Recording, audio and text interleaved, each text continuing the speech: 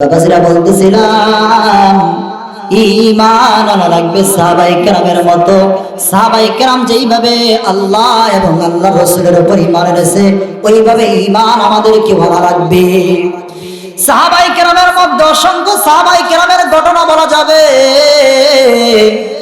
আমি আজকে সাহাবায়ে কেরামের ঘটনা আপনাদেরকে শোনাইব না। একজন মহিলা সাহাবী, এই সাহাবীর ঘটনা আমি আপনাদেরকে শোনাইব। ও আমার পর্দার মা, ঈমান শুধু পুরুষ মানুষ আনবে এমন নয়, ঈমান তোমার আনা রাখবে, ঈমান তোমার আনা রাখবে। এ বন্ধু মুসলমান, সাহাবায়ে কেরামের মধ্যে অসংখ্য সাহাবায়ে কেরাম রয়েছে, আবার মহিলা সাহাবায়ে কেরামের মধ্যে অসংখ্য রয়েছে।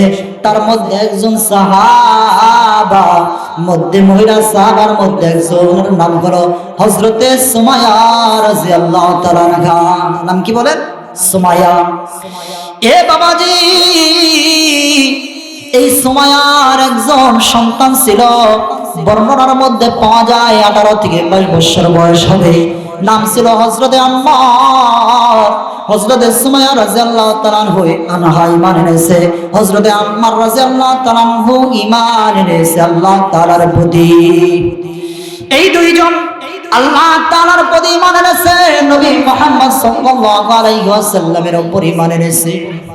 ঈমান আনার পর এই সুমাইয়া রাদিয়াল্লাহু তাআলা আনহা আর হযরতে আম্মার রাদিয়াল্লাহু তাআলা দুইজন রাস্তা দিয়ে হাঁটি হাঁটি পা করে যাইতেছে।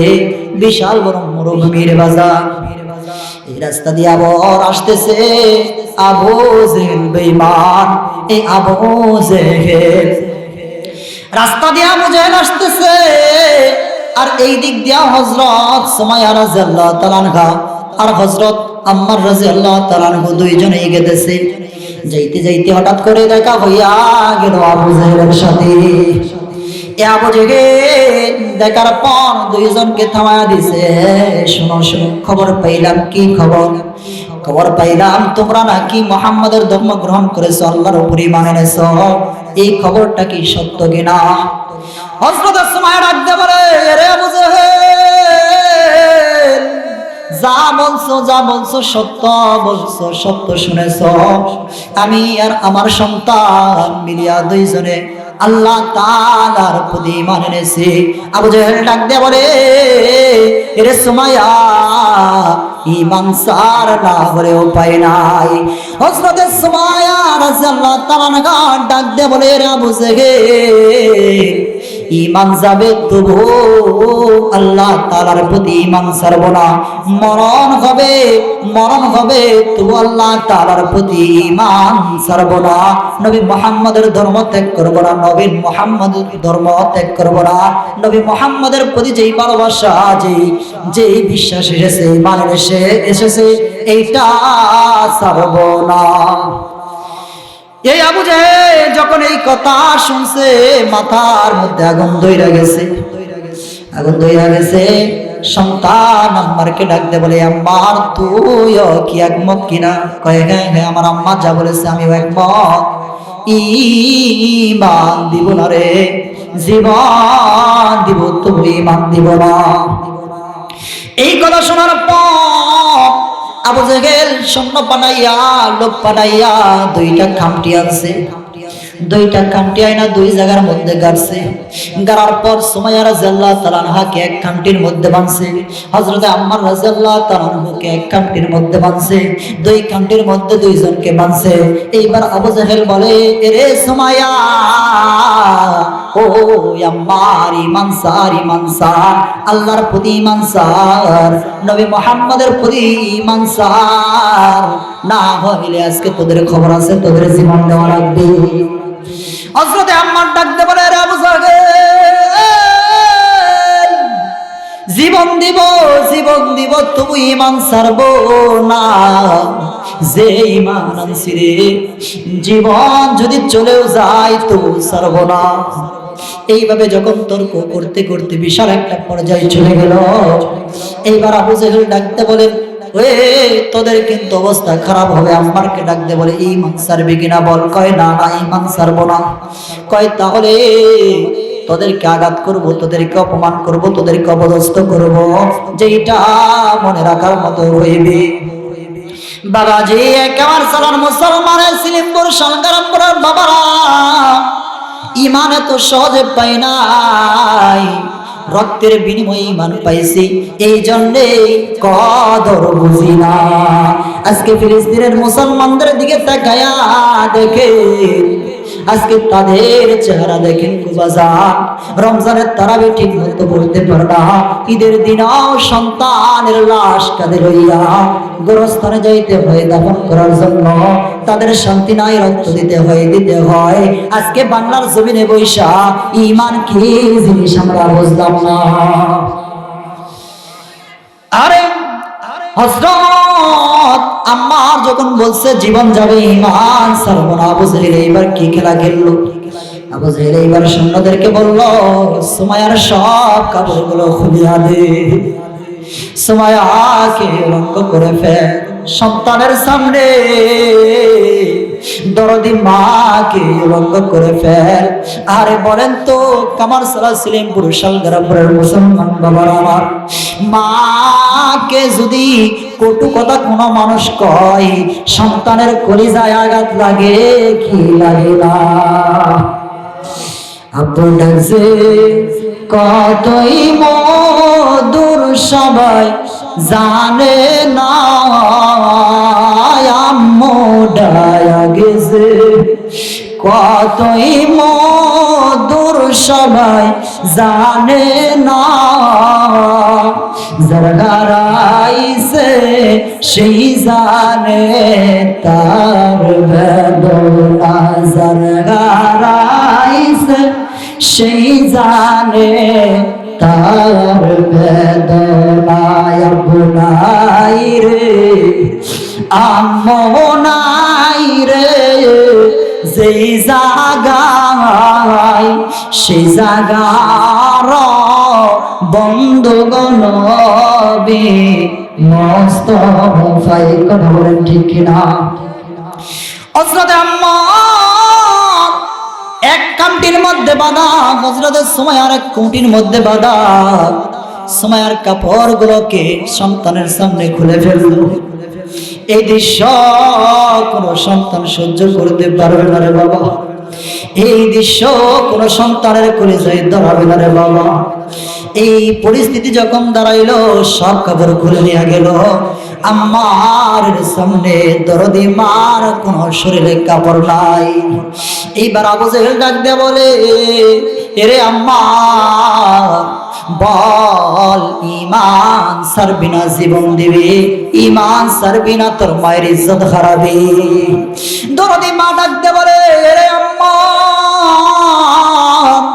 আমি বলি সন্তান, জীবন দিয়া দাও ইসলামের জন্য, আমার যা হোক ফর হোক, তবু ঈমান ছাড়বা না, ঈমান ছাড়বা না, ঈমান ছাড়বা, যা হোক আমার। এইভাবে পরিস্থিতি যখন আরো বিপর্যয় চলে গেল, এইবার দুইজনকে মুখোমুখি করে দেওয়া হইল। সন্তান আম্মারকে আবু জাহেল ডেকে বলে, যতক্ষণ পর্যন্ত মায়ের দিকে তাকায় থাকবি ততক্ষণ পর্যন্ত তোকে তাদের কোনো আযাব দেওয়া হবে না, কষ্ট দেওয়া হবে না। দরদের সন্তান নিচের দিকে তাকাইয়া মনে মনে আল্লাহ তাআলার কাছে দোয়া করে, আল্লাহ রে এই পরিস্থিতি কেমনে দেখবো, এর থেকে ভালো যদি জমিনটা ফাঁক হয়ে যাইতো, জমিনটা ফাঁক হয়ে যাইতো, আর আমি আম্মার যদি জমিনের সাথে মিশে যাইতাম, তাহলে এর থেকে ওই পরিস্থিতি দেখার থেকেও ভালো ছিল। দরদি মায়ের কষ্ট সহ্য হয় না, আমার কষ্ট সহ্য হয় না। এইভাবে আবু জাহেল হযরত সুমাইয়া রাদিয়াল্লাহু তাআলা আনহাকে ওই মরুভূমি বালুর মধ্যে শোয়া দিল। আম্মারকে বলল, ঈমান ছাড়বি কিনা বল, না হলে তোর মাকে এখনই খুন করে ফেলবো, হত্যা করে ফেলবো। এইবার আম্মার বলে, না না আমি ঈমান ছাড়বো না। এইবার আবু জাহেল একটা বল্লম নিয়ে আসলো, বল্লম নিয়ে আসলো, বিশাল লম্বা একটা বল্লম নিয়ে আসলো। এই বল্লমটা তিনি আবার ডাক দিয়ে বলে, রে সুমাইয়া ঈমান ছাড়বি নাকি বল? কয় না না ঈমান ছাড়বো না। দরদি মা সন্তানকে ডাক দিয়ে বলে, রে সন্তান আমার জান হোক, কিন্তু তুই ঈমান ছাড়বি না, ঈমান ছাড়বি না। এইভাবে যাইতে যাইতে এই আবু জেহেল বেঈমানে নিষ্ঠুর পাষাণ্য, এই নিষ্ঠুর পাষাণ্য বর্ণমটা লইয়া দরদি মায়ের লজ্জা স্তরের মধ্যে কয়েকটা আঘাত বসায়া দিছে। এই আঘাত যখন বসায়া দিছে, সাথে সাথে রক্ত ছুটে গেছে। রক্ত পড়তে পড়তে জমিনের মধ্যে যখন ভেসে যায়, সুমাইয়া চোখের পানিগুলো সারিয়া কান্দে, আমারও কান্দে। সুমাইয়া রাদিয়াল্লাহু তাআলা আনহা ডাক দিয়ে বলে, সন্তান রে, আমার বের জমিনে থাকা হইবে না, দুনিয়ার মায়া ত্যাগ কইরা চলিয়া যাইতে হবে। এই দুনিয়ায় আর থাকা বুঝে হইল না, শাহাদাতের তামান্না আমার অন্তরের মধ্যে আসছে। এর সন্তান, আমি মরে যাব, তোমাকে একটা নসিহত করে যাই, ঈমান ছাইরো না, ঈমান ছাইরো না। শাহাদাতের তামান্না পান করতে করতে ইসলামের মধ্যে তাকিয়া হযরত সুমাইয়া রাদিয়াল্লাহু তাআলা আনহা তিনি শাহাদাত বরণ করে দিলেন। এই ছিল দরদি মা, এই ছিল দরদি মায়ের আচরণ। আর আমরা এমন মা হইছি রে, সন্তান নামাজে যায় না, দরদি মা কিছু কয় না। সন্তান ইসলামের তলে থাকে না, দরদি মা কিছু কয় না। সন্তান অশ্লীলতা করে, দরদি মা কিছু কয় না। সন্তান নাচানাচি করে, দরদি মা কিছু কয় না। আরো খুশি হইয়া মাঝে মধ্যে দোয়া চাই, হুজুর দোয়া করবে আমার সন্তান এই তারিখে নাচ দিয়া ফার্স্ট হয়েছে, বলেন নাউজুবিল্লাহ। তাদের মা ছিল, তাদের সাহাবায়ে কেরামের যুগে আমাদের অবস্থা ছিল, বোনদের অবস্থা ছিল কেমন, আর আমাদের দরদি মাদের অবস্থা কি? এই জন্য মাঝে মধ্যে বলি, মাগো এই তোমার পেট থেকে, তোমার ঘর থেকে হযরতের শাহজালাল সৃষ্টি হয়েছে, হযরতের শাহ রহমাতুল্লাহ আলাইহি সৃষ্টি হয়েছে। এই দরদি মায়ের গর্ভ থেকে হযরতে বাইজিদ বুস্তামি রহমাতুল্লাহ আলাইহি সৃষ্টি হয়েছে। কথা বলেন ঠিক কিনা? আমরা এই পেটের থেকে আবু জেহেল, নমরুদের মতো, ফিরাউনের মতো এই বেঈমান গুলো সৃষ্টি হয়েছে। কথা বলেন ঠিক কিনা? একটু জিকির করি লা ইলাহা লা, সুন্দর লা ইলাহা, লা ইলাহা, লা সুন্দর লা ইলাহা, লা ইলাহা। আল্লাহ পাকের কি খেলা, কেউ বোঝে কেউ বোঝে না, আমার মওলা পাকের কি খেলা, কেউ বোঝে কেউ বোঝে না। কাউকে রাখো গাছতলাতে, কাউকে রাখো গাছতলাতে, কাউকে রাখো বালাখানা। লা ইলাহা আল্লাহ, সুন্দর লা ইলাহা লাল্লাহু লা ইলাহা, লা ইলাহা। মুসা নবী জিকির করে তোর পাহাড়ে উঠিয়া, মুসা নবী জিকির করে তোর পাহাড়ে উঠিয়া। রে আমরা সবাই জিকির করে, আমরা সবাই জিকির করে মাহফিলের ময়দানে বসিয়া। লা ইলাহা ইল্লাল্লাহু লা ইলাহা, লা সুন্দর লা ইলাহা আল্লাহু লা ইলাহা, আল্লাহু লা ইলাহা, লা ইলাহা ইল্লাল্লাহু মুহাম্মাদুর রাসূলুল্লাহ সকলেই পড়াই সাল্লাল্লাহু আলাইহি ওয়াসাল্লাম।